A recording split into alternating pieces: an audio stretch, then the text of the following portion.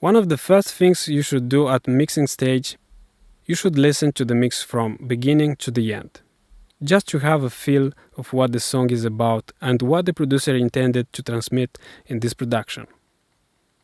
While listening, you could take some notes on what you observe. We're not going to do that now because we already have an idea of what is our song about. Whenever I mix one of the songs I produced or one from clients, I always tend to organize the tracks according to their ranking.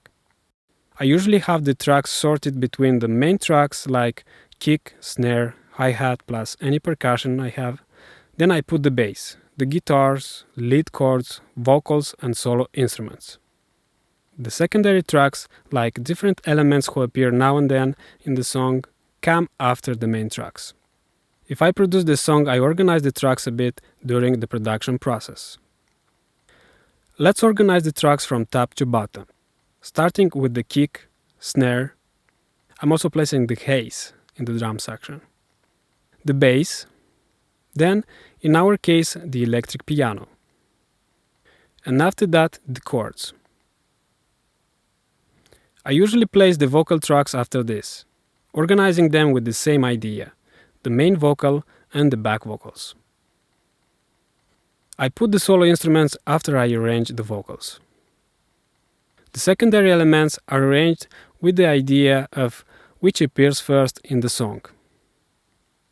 But why am I doing this, you ask?